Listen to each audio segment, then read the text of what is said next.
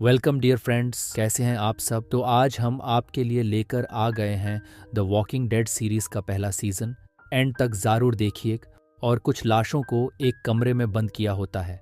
रिक एकदम कंफ्यूज होकर एक साइकिल पर अपने घर जाता है, पर वहाँ उसकी पत्नी और बेटा होते ही नहीं। और जब वो वहाँ से निकलता है तो एक लड़का उस पर हमला कर देता है। रिक वहीं पर बेहोश होश में आने पर वो खुद को बेड से बंधा हुआ पाता है। मॉर्गन नाम का एक आदमी फिर रिक से उसके घाव के बारे में पूछता है, तो रिक एक्सप्लेन करता है कि मुझे यह घाव गन शॉट से लगा था, बाकी मुझे कुछ याद नहीं है। ये सुनकर मॉर्गन रिक को आजाद कर देता है। वो ये भी बताता है कि वॉकर के काटने से नॉर्मल इंसान भी वॉकर बन जाता है। दरअसल जॉम्बीज को यहाँ पर वॉकर कहा जाता है। अब रात को मॉर्गन के घर के आसपास कई जॉम्बीज दिखते हैं। उनमें से एक मॉर्गन की पत्नी भी है। मॉर्गन रिक को बताता है कि देखो, तुम्हारी पत्नी और बेटा अटलांटा के रिफ्यूजी कैंप में होंगे। फिर वो रिक को सेंटर फॉर डिसीज कंट्रोल यानी कि CDC के बारे में बताता है, जहां इस इन्फेक्शन के दवा पर रिसर्च किया जा रहा है। अब रिक मॉर्गन और उसका बेटा ड्वेन पुलिस स्टेशन जाते हैं। वहां से वो गन उठा लेता है और एक राइफल और रेडियो मॉर्गन को दे देता है। इसके बाद एक पुलिस कार में अटलांटा की ओर निकलता है। यहाँ से मॉर्गन और ड्वेन घर लौट आते हैं। लेकिन होता ये है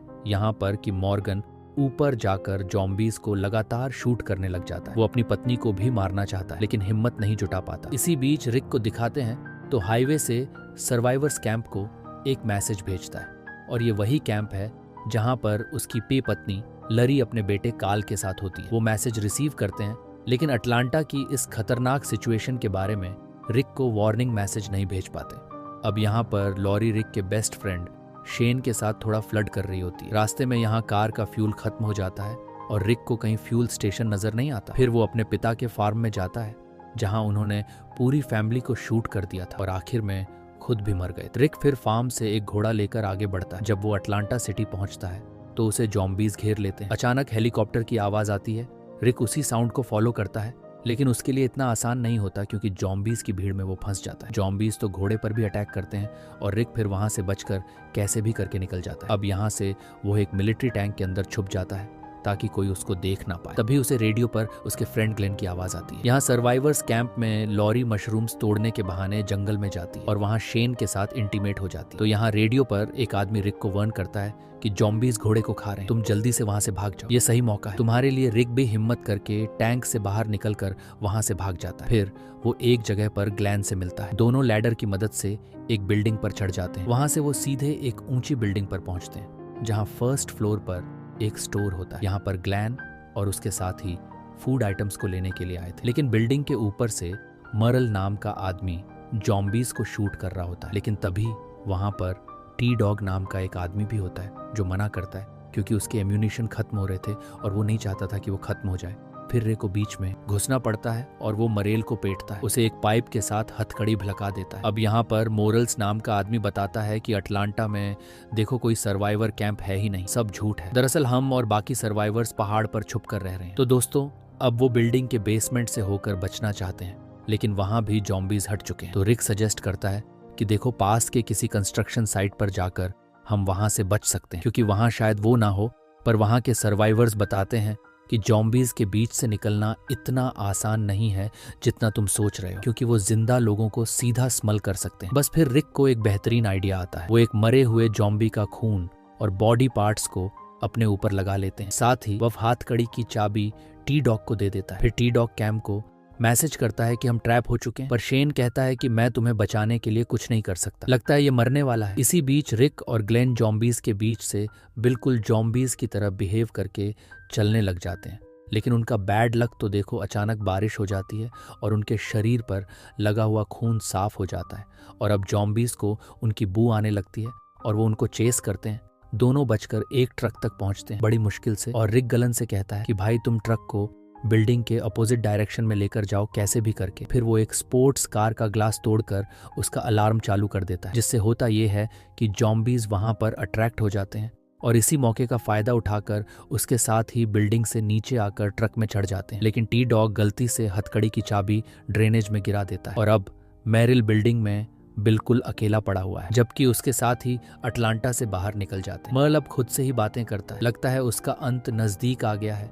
और तभी एक जॉम्बी दरवाजा पेटता है, तो मर्ल भी उससे निपटने के लिए वहां पर आरी को निकालने की कोशिश करता है। यहाँ कैंप में लॉरी काल के बाल काट देती, लेकिन उसे यह बिल्कुल भी पसंद नहीं होता।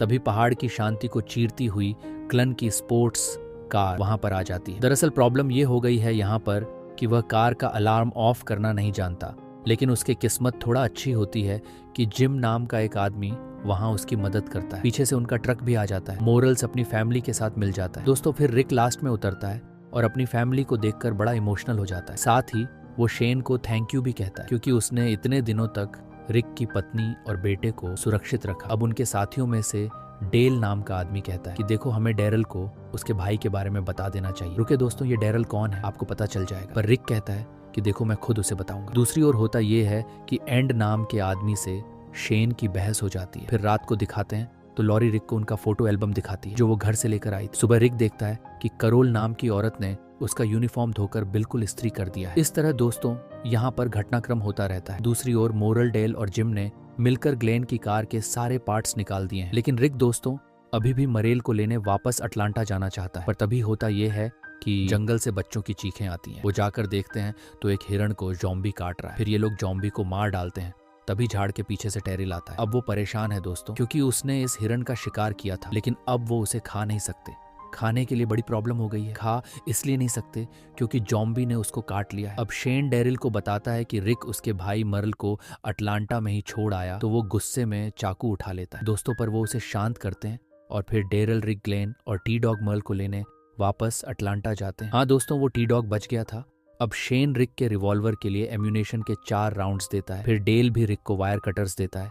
रिक उससे ये भी कहता है कि मैं खोया हुआ टूल बैग जरूर लेकर आ जाऊंगा। अब जब वो चले जाते हैं तो शेन काल को पास के तालाब में मेंढक पकड़ना सिखाता है। दूसरी ओर औरतें कपड़े धो रही होती हैं। तब लरी आकर काल को वापस कैंप में भेज देती है और शेन को वार्न करती है कि मेरे परिवार को अखला छोड़ दो प्लीज। तभी एड भी अपनी पत्नी करोल को बुलाता है, पर एंड्रा नाम की एक औरत उसे रोक देती है दोस्तों। और जब करोल इनकार करती है तो एड उसके मुंह पे पंच कर देता है। इतने में होता यह है कि शेन वहां पर आकर एड को पीट देता है। करोल भी शौक के मारे रोने लग जाती है कि ये क्या हो रहा है। यहाँ दिखाते हैं तो रेक, डेरल, ग्लेन और टी डॉग वैन को रेल रोड पर छोड़कर उस बिल्डिंग के रूह पर पहुंच जाते हैं। वो खून से गीली आ रही और एक कटा हुआ हाथ देखकर बिल्कुल चौंक जाते हैं। कैंप के पास यहाँ एंड्रा और उसकी बहन आर्मी की एक बोट में फिशिंग कर रही होती है। दोनों अपने पाप और अपनी फैमिली के बारे में डिस्कस करते हैं, पर दोनों की उम्मीद है कि उनके पेरेंट्स फ्लोरिडा में ठीक होंगे और यहाँ की तरह वहाँ इन्फेक्शन नहीं फैला होगा। ये इनके दिमाग में चलता है। यहाँ कैंप में डेल देखता है कि जिम बहुत देर तक एक जगह पर बेलचे से खुदाई कर रहा है। पता नहीं क्यों अटलांटा में डेरल टी डॉग पर अटैक करने की तैयारी कर रहा होता है, पर रिक उसे शांत कर देता है कि क्यों कर रहे हो, ये फालतू की चीजें। फिर वो मर्ल का कटा हुआ हाथ एक बैग में डाल देते हैं। दोस्तों उसका हाथ कट चुका था, साथ ही वो खून के निशान को फॉलो करके पास के बिल्डिंग में पहुंच जाते हैं। और यहाँ डेल के पूछने पर भी जिम नहीं बताता कि वो गड्ढा क्यों खोद रहा है। दूसरी ओर एंड्र और एमी ढेर सारा फिश पकड़ लेती। वहाँ रिक की टीम किचन में जाकर देखती। शायद मर्ल ने अपने घाव को आग से डिसइंफेक्शन करने की कोशिश की। अब आगे तलाश करने से पहले रिक वेपन्स वाला बैग निकाल लेना चाहता है। कैंप में सभी जिम को रोकते हैं क्योंकि वो लगातार खुदाई करता जाता है। पता नहीं क्यों किसी को बताता भी नहीं। और अटलांटा में ग्लेन चुपचाप गन्स वाला बैग लेने के लिए जाता है और रिक, टी डॉग और डेरिल उसे कवर करते हैं। सब कुछ बढ़िया चल रहा होता है, लेकिन इसी बीच एक अजनबी आकर डेरिल से बात करने लगता है। तभी होता यह है कि कुछ आदमी और आकर गैलन को पकड़ कर लेकर जाते हैं। फिर डेरिल एक एरो फायर करता है जो कि उस गैंग के एक आदमी को लग जाती है। वो लोग भी अपने गए साथी और गन्स का बैग वहीं पर छोड़कर ग्लेन को लेकर चले जाते हैं। अब दोस्तों कैंप में दिखाते हैं तो शेन जिम को एक पेड़ के साथ बांध देता है। वो माफी मांगता है कि देखो मैंने तुम सबको डरा दिया। मैं नहीं जानता कि मैं क्यों खोद रहा था, लेकिन कल रात मुझे कोई डरावना सपना आया, लेकिन अब मुझे कुछ याद ही नहीं है कि मैं कर क्यों रहा हूँ ये सारी चीजें वहाँ। दोस्तों दूसरी ओर रिक की टीम को पता चल जाता है कि घायल आदमी का नाम मिगल है। मिगल इनको अपने ग्रुप के पास लेकर जाता है। उनका लीडर ग्लेमो कहता है कि मिगल और गन्स वाले बैग को हमारे हवाले कर दो, वरना मेरे आदमी ग्लेन को नीचे फेंक देंगे। और अब टी डॉग और मिगल वापस बिल्डिंग में पहुंच जाते हैं। डेरिल कहता है कि हमें ग्लेन की कुर्बानी देनी पड़ेगी क्योंकि गन्स ज्यादा इंपॉर्टेंट है ग्लेन से, लेकिन ग्लेन ने रिक की जान भी बचाई इसलिए वो उसे नहीं छोड़ सकता। ये सोचकर वो फिर से ग्लेमो के पास जाते हैं, लेकिन गन्स ना लौटाने का फैसला करते हैं। और तभी अचानक एक बुजुर्ग औरत आकर बनती करती है कि फिलिप को मत लेकर जाओ। अब ये फिलिप कौन है? रुक जाओ दोस्तों, पता चल जाएगा। वो औरत इनको पीछे के कमरों के पास लेकर जाती है जहाँ कुछ बुजुर्ग औरतें होती हैं। तो पता चलता है कि ग्लेमो फिलिप नाम की नट्स के साथ मिलकर इन बुजुर्गों को जॉम्बीज और दूसरे डाकुओं से बचा रहे हैं। लगता है बढ़िया लोग हैं यार ये। अब इनका मिशन देखकर रेक उन्हें अपने आधे वेपन्स दे देता है। फिर जब वो रेल रोड पर पहुंचते हैं तो उनका वैन वहां से गायब हो जाता है। पता नहीं कौन ले गया, लगता है मैरल ले गया होगा वैन को।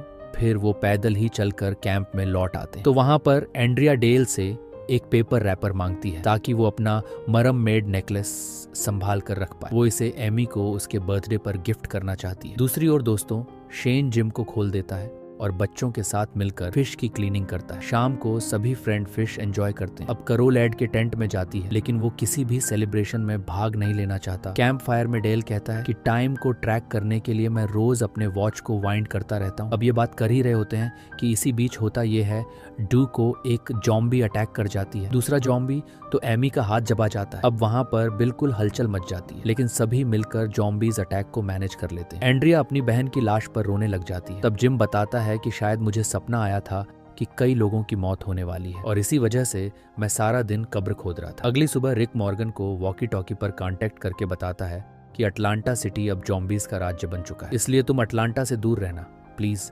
एंड्रा एमी की लाश के पास बैठकर बहुत ज्यादा रो रही होती है। तब लॉरी उसे दिलासा देती है कि देखो अपने आप को संभालो। दूसरी ओर ग्लेन और टी डॉग लाशों को जला रहे होते हैं और एक तो एंड्रिया से बात करने की कोशिश करता है, पर वो उस पर गंद दान देती है। फिर उसे घबराकर दूर जाना पड़ता है। अब आगे डेरिल कहता है कि हमें जल्द से जल्द एमी को डिस्पोज करना होगा, वरना वह किसी भी वक्त जमी बनकर हम पर अटैक कर देगी। लेकिन वो एंड्रिया को शोक मनाने का वक्त देना चाहते हैं क्योंकि उसे बहुत दुख हो रहा होता है। मोरल्स और डेरिल एक लाश को फिर आग में डालने जाते हैं, लेकिन ग्लेन कहता है कि इन्हें दफनाना होगा। फिर जय क्वी नाम की औरत और जिम मिलकर लाशों को इकट्ठा करते हैं। तभी जय क्वी जिम की शर्ट पर खून देखकर उससे सवाल करती है, पर वो कहता है कि यह खून ये तो लाशों को उठाते वक्त लग गया था। लेकिन जब जैक को सच पता चलता है तो जिम कहता है कि प्लीज प्लीज किसी को मत बताओ, पर जैक तो घबरा कर सबको बता देती है। इतने में जिम बेलचा उठा लेता है। टी डॉग तो उसको पीछे से पकड़ लेता है और डेरिल उसकी शर्ट उतार कर देखता है। ओहो, तो उसके पेट में जॉम्बी बाइट का निशान होता है। अब सभी सोचने लग जाते हैं कि अब इसका क्या किया जाए, पर रिक उसे मारने से साफ इनकार कर देता है। वो कहता है कि देखो हमें इसे लेकर सीडीसी जाना होगा और वो सीडीसी यहाँ से 25 मील की दूरी पर है, बस हम सब वहां पर आराम से शिफ्ट हो सकते हैं। पर शेन कहता है कि हमें फर्ट बिगिनिंग के आर्मी बेस में चले जाना चाहिए, जो कि अपोजिट डायरेक्शन में एक 100 मील्स की दूरी पर है। वहां ज्यादा सेफ होगा, दोनों जगहों पर खाना और रहने की जगह मिल जाए। पर रिक का मानना होता है कि फोर्ट बिगिनिंग अब तक लोगों से भर गया होगा। इतना ही नहीं, सीडीसी में ज्यादा सुरक्षा है, क्योंकि न्यूक्लियर अटैक या फिर टेररिस्ट अटैक के वक्त सबसे पहले सीडीसी को ही प्रोटेक्ट किया जाता है। इसी बीच डरिल जिम को मारने जाता है, लेकिन रिक उस पर गन तान देता है कि देखो अभी ऐसा कुछ मत करो। शेन भी रिक को ही सपोर्ट करता है। तब जाकर डेरिल अपना वेपन फेंक देता है। इसके बाद रिक जिम को वैन के अंदर के बेडरूम में भेजता है। दूसरी ओर डेल एंड्रा को बताता है कि मेरी पत्नी कैंसर पेशेंट थी, मैं उसे हर कैंसर स्पेशलिस्ट के पास लेकर गया, लेकिन वो पहले से ही अपना अंत स्वीकार कर चुकी थी। जब वो मर गई थी ना, तो मुझे बहुत गुस्सा आया। मुझे लगा कि उसके साथ बिताया हुआ हर पल एक धोखा था मेरा। तभी एंटिया भी स्माइल करके एक पिंक टिश्यू पेपर में लपेटा हुआ मरमेड नेकलेस निकालती है। फिर वो एमी को हैप्पी बर्थडे कहकर उसे नेकलेस पहना दे। दूसरी ओर डेरिल मरे हुए जॉम्बीज के सर पर कुल्हाड़ी मारता रहता है और जब वो एड के सर पर मारना चाहता है तो करोल उसको रोक लेती है और कहती है इसे तो मैं मारूंगी। ये कहकर वो कुल्हाड़ी उठाकर डू के सर पर लगातार वार कर जाती है। वो कई सालों से एड के जुल्म सह रही थी और अब अपना सारा गुस्सा आज निकाल रही होती है। यहाँ एंड्रिया एमी से माफी मांगती है और फिर उसके सर पे शूट कर देती है। क्या करती बेचारी, डेरिल लाशों को जला देना चाहता है, लेकिन लॉरी कहती है हमें सबको शौक मनाने का वक्त तो देना ही चाहिए, फिर हम लाशों को दफना देंगे, उनको जलाना ठीक नहीं होगा। यहाँ वैन के अंदर जिम को थोड़े अजीब विजुअल्स दिखते हैं। वो देखता है कि उसकी बाइक से खून निकल रहा है और कई लोग मरे पड़े हुए हैं।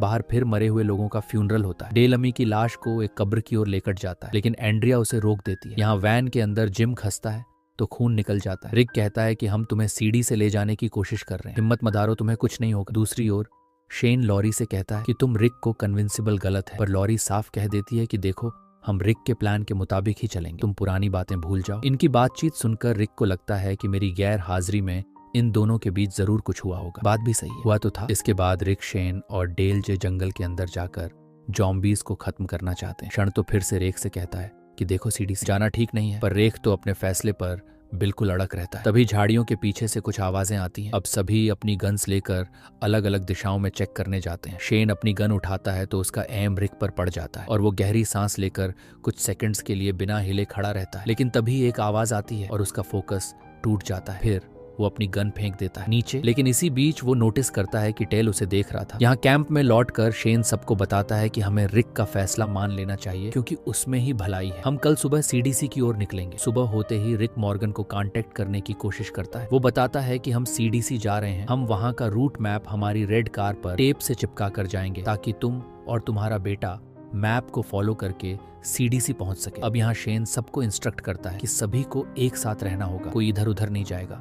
तभी मोरल्स बताते हैं कि मेरी फैमिली सीडीसी नहीं जाएगी, बल्कि हम बर्मिंघम जा रहे हैं जहां मेरी वाइफ के पेरेंट्स रहते हैं, बस फाइनल। इसके बाद रेक मोरल्स को 357 मैग्नम रिवॉल्वर देता है। फिर मोरल्स की बेटी करोल की बेटी सोफिया को अपनी गुड़िया देकर अपनी फैमिली के पास लौट आती है। फिर वो सभी मोरल्स की फैमिली से विदा लेकर वहां से निकल जाते हैं। यहाँ वैन के अंदर जिम की हालत बहुत ही खराब हो जाती है। रास्ते में तो एक और प्रॉब्लम आ जाती है, वन का एडिटर होज भट जाता है। फिर शेन और टी डॉग उसका रिप्लेसमेंट ढूंढने निकल जाते हैं। जिम कहता है कि मुझे यहीं छोड़कर तुम लोग सीडीएस चले जाओ, मुझसे देखो, तुम सबको खतरा है, मैं कभी भी जॉम्बी बन सकता हूँ। लेकिन दोस्तों, उसके साथी उसे इस तरह नहीं छोड़ना चाहते थे। जिम बार बार विनती करता है और फिर फाइनली उन्हें उसकी बात माननी पड़ती है। वो जिम को एक पेड़ के पास छोड़ देते हैं। जैक भी तो उसके गाल पर किस करती है और अपना सफर जारी रखते हैं। फिर ये लोग किसी और जगह पर एक वीडियो मॉनिटर पर एक आदमी दिखाई पड़ता है। इसका नाम है डॉक्टर जेन। वो बताता है कि इस वायरस आउटब्रेक के 194 दिन हो चुके हैं और 63 दिन पहले ये इन्फेक्शन दुनिया भर में फैल गया था। फिर वो एक बायो हजार्ड सूट पहनकर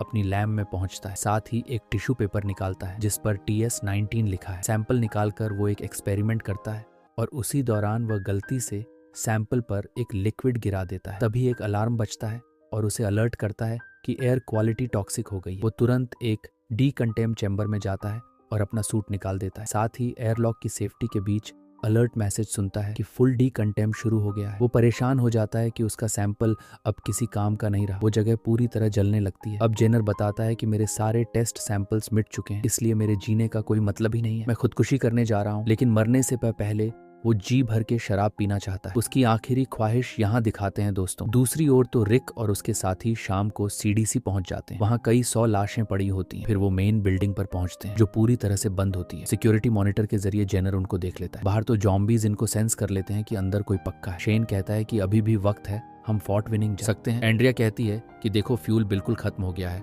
और हमारे पास खाने को भी कुछ नहीं है, हम वहां तक जाएंगे कैसे। लरी भी घबरा जाती है, लेकिन रेकू से समझाता है कि हम कोई ना कोई रास्ता निकाल लेंगे, प्लीज कून ऑपरेट करो, तुम शांत हो जाओ। जेनर तो बड़बड़ाता है कि जल्दी यहाँ से निकल जाओ। रिक फिर सिक्योरिटी कैमरा का मूवमेंट नोटिस कर लेता है और मेटल डोर्स पर पीटने लग जाता है। वो चिल्लाता है कि हमें प्लीज अंदर अलाव करो। इतने में दोस्तों जॉम्बीज उन्हें घेर लेते हैं और तब दरवाजा खुलता है। अंदर से एक तेज रोशनी आती है। फिर यहाँ फ्लैशबैक में इस आउटब्रेक की शुरुआत का सीन दिखाते हैं। एक्चुअली शेन रिक से मिलने के लिए किंग काउंटी हॉस्पिटल में जाता है। उसने डेप्यूटी शरीफ का यूनिफॉर्म पहना होता है। वो देखता है कि आर्मी जल्दी जल्दी पेशेंट्स को इवैक्यूएट कर रही है और इफेक्टेड लोगों को शूट कर रहे होते हैं। वो यहाँ से रिक को बचाकर ले जाना चाहता है, लेकिन उसके शरीर पर कनेक्ट किए हुए ट्यूब्स और वायर्स देखकर वो ऐसा नहीं करता। कुछ प्रॉब्लम होती है उनमें।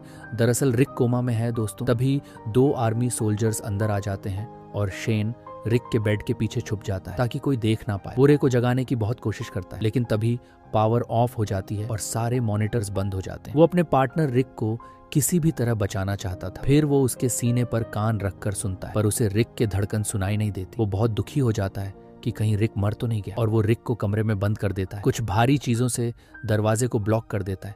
उसको ये लगता है कि उसका दोस्त रिक। तो दोस्तों, ये था द वॉकिंग डेड सीजन 1 का पूरा सारांश।